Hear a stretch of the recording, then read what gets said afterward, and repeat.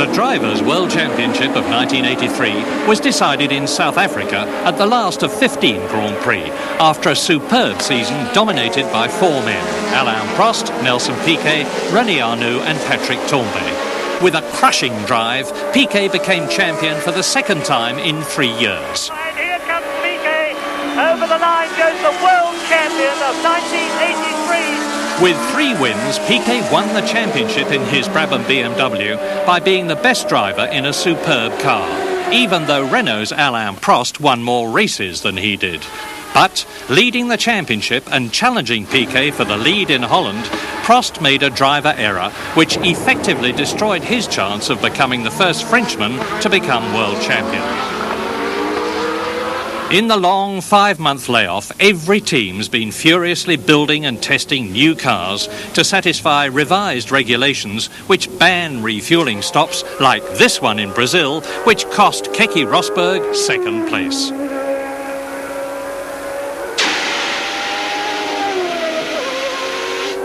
Every team except one will have turbo-engined cars this year, and they've been tested in the searing heat of Rio de Janeiro.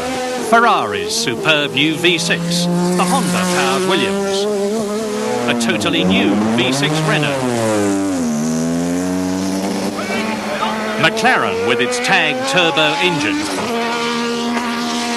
the new JPS Renault, and a revised Brabham.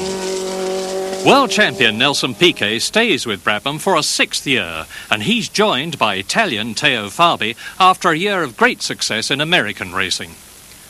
And although there won't be any refuelling stops this year, the Brabham mechanics and their rivals will still be showing us their superbly disciplined pit stop routines, because there's a mandatory limit of 220 litres of fuel. So there'll be stops to fit softer, stickier tyres as the load lightens.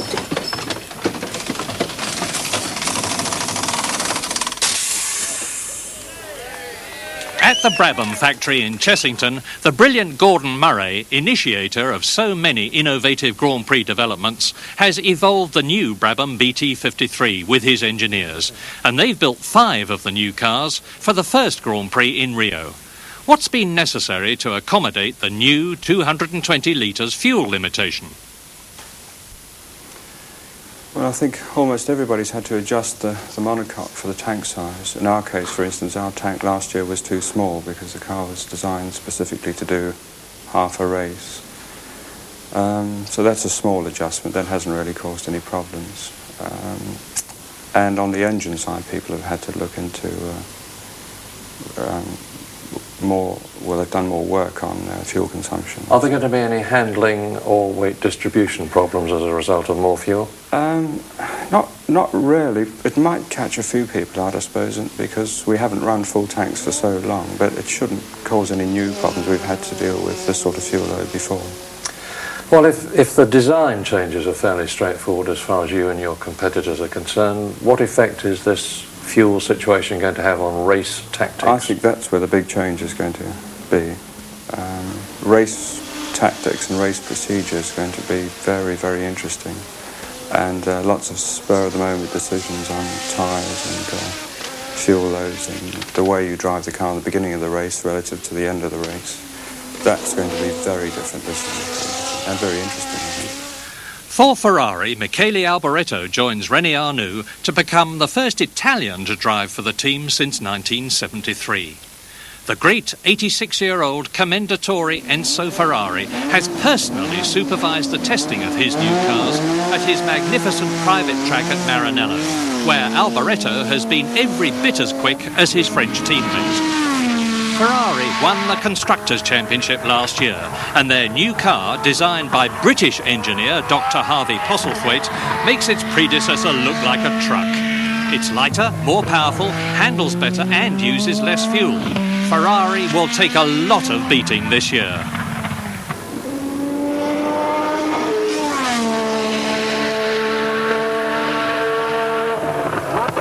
But so will Renault with its all-new car and its all-new driver lineup of Frenchman Patrick Tambay and our own Derek Warwick. Warwick, who drove against and beat Piquet in Formula 3, has at last got the top team Grand Prix drive he deserves. Tourmé's joined Renault after being controversially fired by Ferrari. But why did Warwick join Renault? I think Renault gave me a better opportunity to compete for the World Championship. I mean, they are the top team. So I actually turned down the Lotus drive because I thought the Renault drive would be better, and I got equal terms with Patrick, and I quite liked the idea of joining Patrick. It seemed a good chance. Now, you are the most English of English men in the most French of French teams. How have you settled down? What's the atmosphere like? Fantastic. I mean, if it wasn't for the language, you would think they were English. As far as I'm concerned, they're happy-go-lucky. They make me feel at home straight away. And now I'm a Renault driver and not an ex-Tolman driver. I walk into the pits and I feel at home. I joke around with the mechanics. It's difficult because of the language barrier, but it's not really a problem. For Derek and Patrick, an all-new car, born from Renault's disappointment at losing last year's championships. New 750 horsepower engine with a sophisticated fuel management system and a new carbon fibre chassis. Patrick Tourmé certainly likes it. Well, as far as the chassis is concerned, it's an 84 chassis. Probably the new Ferrari will be pretty competitive, but it's night and day. It's very, very efficient. I think it's probably one of the best chassis I've driven so far. One of the big assets of that is it's on Michelin tires, and that's a big plus. As far as the engine is concerned, I think there's some progress, but I still feel we've got to do some more development on that in order to come par with the Ferrari engine as far as qualifying is concerned. They have a tremendous engine for qualifying, a lot of power. McLaren have two great drivers, Niki Lauda and Alain Prost, fired by Renault after post-season incompatibility and replacing the discarded John Watson. The McLaren MP4-2 may look like last year's car, which ran second in South Africa, but it's much improved, especially its Porsche-designed V6 TAG turbo engine. McLaren's car and driver combination certainly make them one of this year's top 6 teams. The JPS Lotus team should be right up there too. One of the few with no driver changes, Elio De Angelis and Nigel Mansell raced together for the 5th year. Mansell's highest placing so far is 3rd, but he's got the ability to win, and there's no one more determined to do so than he is. And with the new JPS 95T, he could do so. It's a jewel of a car which handles superbly, has the powerful Renault engine, and has consistently been amongst the very fastest at the winter testing sessions. The JPS 95T this year, designed by Gerard Ducarouge, and all the testing that we've done in Brazil and in Carlami in South Africa and in Ricard, proves that we have a very, very quick car. With the Goodyear shod tyres as well and the Renault engine, I think we stand a very, very good chance of winning the World Championship. Williams, like JPS, have no driver changes. 1982 world champion Keke Rosberg and Jacques Lafitte, another top combination, especially as Rosberg's overcome last year's hepatitis problems. And this year they're driving a race-tested, dramatically different car, developed and produced at the superb Williams Didcot factory. Different because the DFV engine, which gave them 17 wins, is out and a Honda Turbo is in. For now, it's the Williams Honda team, and chief mechanic Alan Chalice on the right works with Japanese as well as British technicians. But why a Honda engine? Well, Patrick Head, who's my partner and chief designer, was quite adamant that we weren't going to get into a deal with another engine manufacturer whereby we were that manufacturer's second team. So we thought who other candidates could be. We decided Honda were very likely to come into Grand Prix racing, and we spent 2 years wooing them and waiting for them and negotiating with them to wait for a deal that now we are very, very pleased with. Now, Honda have got 2 Grand Prix victories behind them in previous formulae, but they're comparatively new to this one. How is the association going? Is it difficult to work with the Japanese? Quite the opposite, actually. We've been working with them now since, I think, June or July last year. We've only raced with them once, that was South Africa last year, but we have done a lot of testing, and we are truly very, very impressed with their ability to react to problems and their ability to come up with what looks to be a very good engine. Amongst their superb facilities, Williams include a sophisticated wind tunnel, and their gifted designer Patrick Head has used it to develop their 1984 car. The car we are running this year is a modified version of what we ran in South Africa, and that car was designed with this year's regulations in mind. So it was designed with a tank to suit the 220-litre capacity limit. So we haven't had to change from the car we ran in the last race of 1983. We haven't actually had to change the tank capacity. But certainly at some races our performance is going to be purely limited by the amount of fuel we have in that tank. And therefore the things that will control the performance is increasing the performance efficiency of the car to a maximum, whether it be by aerodynamically, suspension and tyre-wise, so that we're needing the least amount of power to achieve the best lap time. And obviously on the engine side, the engine people have to work a way to get their engines to be as efficient as possible to produce as much power on a limited amount of fuel. So you're looking for very fuel-efficient engines, yes. It's difficult to say today who will have the best engine-chassis combination. That is to say, the best power for the minimal use of fuel. And only the first race will give us some sort of insight into that. Two British teams, Tyrrell and Tolman, are giving Grand Prix drives to last year's top Formula 3 men, Englishman Martin Brundle and Brazilian Ayrton Senna. Senna is a motor racing phenomenon, and he could well emulate his countryman Nelson Piquet. But Martin Brundle is no less capable. Well, I'm here for a different reason this year. I've got an awful lot to learn. Derek and Nigel are obviously ready to win Grand Prix. I've got to go through all the sequence they've gone through the past 3 years. So I'm going to be starting at the back of the grid. We haven't got a turbo. We can turn the boost up on in practice. But I think I can show my ability, and we may just surprise a few people, I think. Nelson Piquet said it was the hardest jump to make in racing from Formula 3 to Grand Prix. I mean, how have you found it in testing? Well, I've had the easy parts at the moment in that I've only tested. I haven't sat on the grid with 26 other cars all revving up to leave the line with sort of 500 or 600 brake horsepower behind you. So I shall find out what it's like at the race, I'm sure. Alfa Romeo and Ligier both have new drivers, Riccardo Patrese for Alfa and Andrea De Cesaris for Ligier. American Eddie Cheever joins Patrese from Renault, whilst Patrese obviously feels he's better off with Alfa than Brabham. Time will tell. Completing the 1984 Grand Prix lineup, 3 British teams, Ram, for whom Jonathan Palmer is this season's 4th British driver, Arrows and Spirits, plus the German ATS and Italian Osella teams.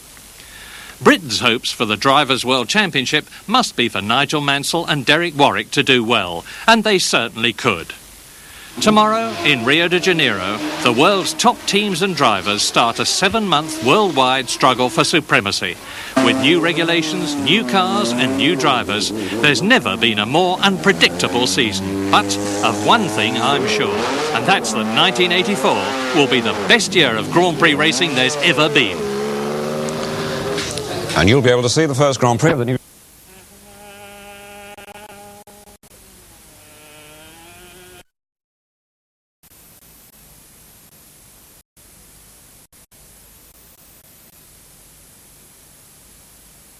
And what about the future now? I mean, with the British Grand Prix coming up, do you think you're on a winning streak now, Keke? I really don't know. Future is private. I mean, I'm going to rush back and see if I've got a baby already or if it's going to come tomorrow. It's going to be any minute, so that's the next important thing. So, for Keke Rosberg today, the promise of a double celebration. Well, in 4 weeks' time, it's the British Grand Prix at Silverstone, and we're running a special competition. So, watch out for it on Grandstand, Grand Prix and on breakfast time. But in 2 weeks' time, the World Championship scene returns to Europe, to the Paul Ricard circuit for the French Grand Prix. A race to watch, so join us.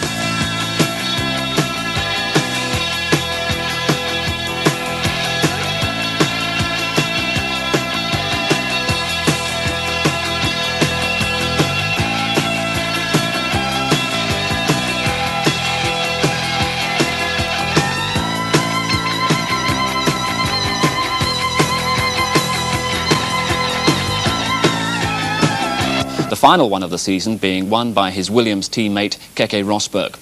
Well, these results and pre-season testing have shown that Mansell and Williams could be the combination to beat in 1986. But then, 12 days ago, team boss Frank Williams was badly injured in a car crash in the south of France and is now in hospital with serious back injuries.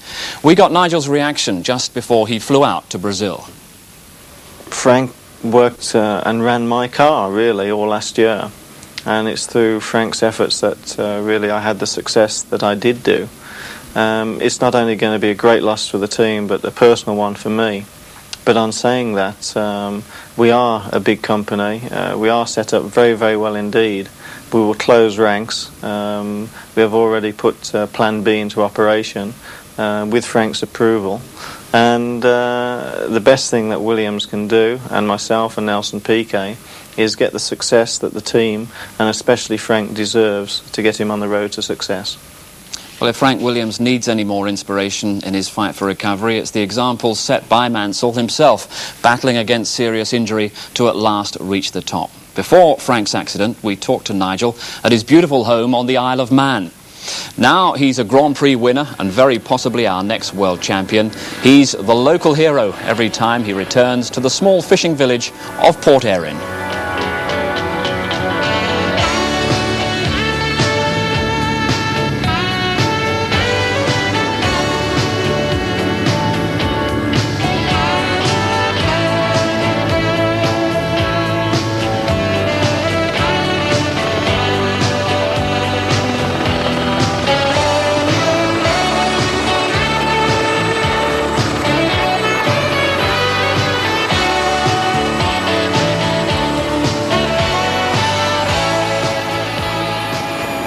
The way of life here is exactly how we want to live.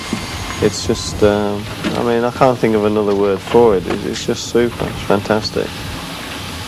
I have 7 different golf courses on the island I can choose from. My wife, we're very good friends, and we have 2 super young children. We have a very nice home. We've got dogs. We've got very good friends that fly over and see us, and we never lose touch, and we never seem to have enough time to do half of what we want to do. Wife Roseanne and children Chloe and Leo are Nigel Mansell's priority at the end of every Grand Prix. As soon as the checkered flag comes down, the target is to get back to Port Erin.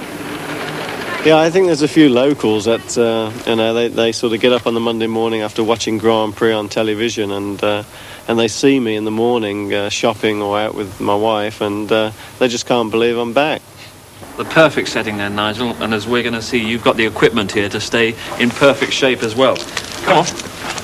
At the foot of the garden, Mansell's own private leisure complex. Hi-fi, swimming pool and jacuzzi, but he doesn't come here just to relax. All alone I have cried, silent tears full of pride, in a world made of steel, made of stone.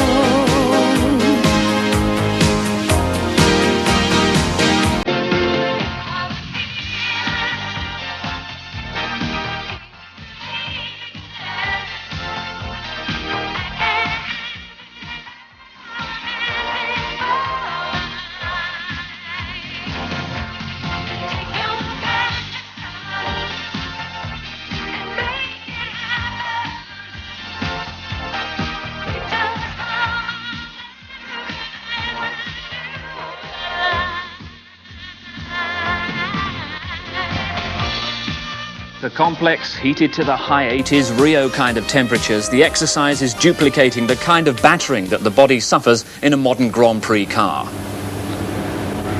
I don't know what the neck looks like, but I know what it feels like. It's just like heavy G-force round corners. A neck exercise which brings out all the Mansell determination, because in 1977 he and Roseanne gave up virtually everything to further his racing career, only for Nigel to break his neck in a Formula Ford, an accident which was the low point of their lives. A low point? Yeah, I'd say it was a low point. I mean, I'd given up my job at Lucas Aerospace, and it was only my wife at work sort of earning the pennies, and you think, dear me, what have you done? We sacrificed everything we could, really, even down to selling the house and going into rented property, selling anything we could to raise money.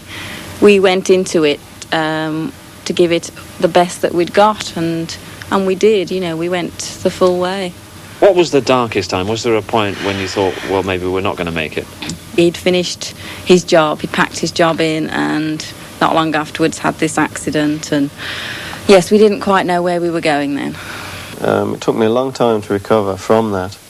I got a fantastic circle of friends that came and nursed me, really, because I wanted to get home as soon as I could.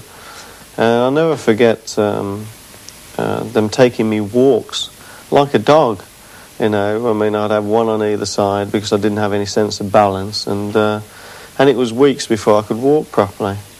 And then after I could walk properly, the only exercise I could do, I couldn't run or anything, you see, was to walk and different things. And I got bored with walking, so then I thought, well, with walking, I'll take up golf. And I started to play golf with this collar, which sort of locked the head in position.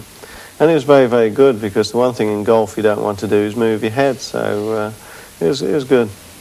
He was out for 6 weeks, but nothing would deter him from taking the Formula 4 title that year, which he did with an amazing 36 wins out of 42. Then he moved up into Formula 3 and encountered another setback. He was lucky to escape from this crash at Alton Park with simply crushed vertebrae. But it was while lying in agony in a hospital bed that he got a call from Colin Chapman, inviting him to test drive for Lotus. He lied about his condition, he did the test, and this was the reaction of the Lotus boss. I'm absolutely certain that you're looking at a potential world champion, and I don't think it'll be very long before we'll see Nigel consistently winning races.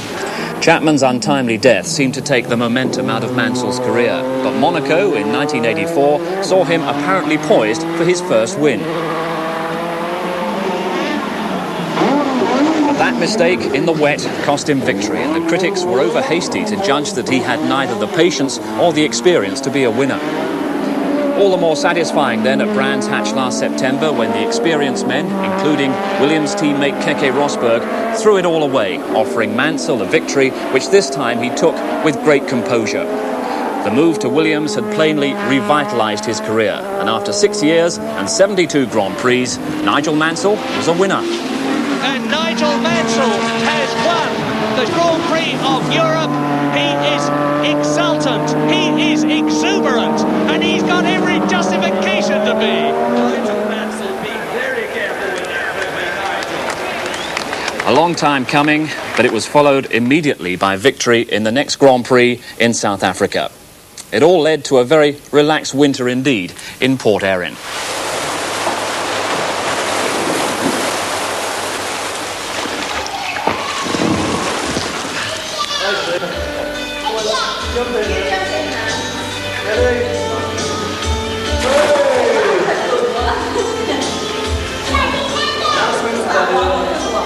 When you look around a place like this, do you think to yourself, right, now I've really made it?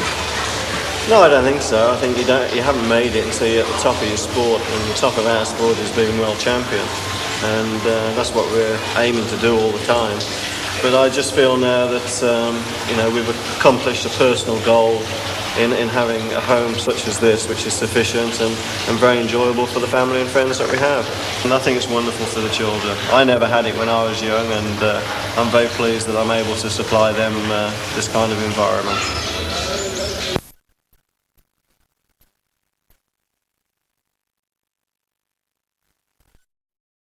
Out of Sunday's San Marino Grand Prix after a bad crash during practice today.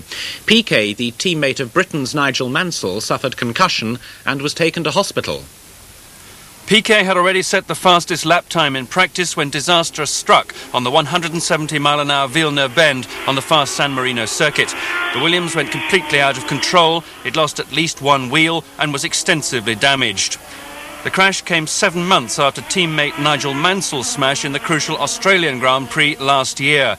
He escaped only shaken and bruised. But for Piquet, the situation looked far more serious tonight. He's suffering from shoulder and rib injuries and concussion and seems highly unlikely to be in Sunday's race, even if his car is in any fit state. Teammate Mansell, who ironically is now favourite for the race, said Dawson is currently appearing in Run for Your Wife.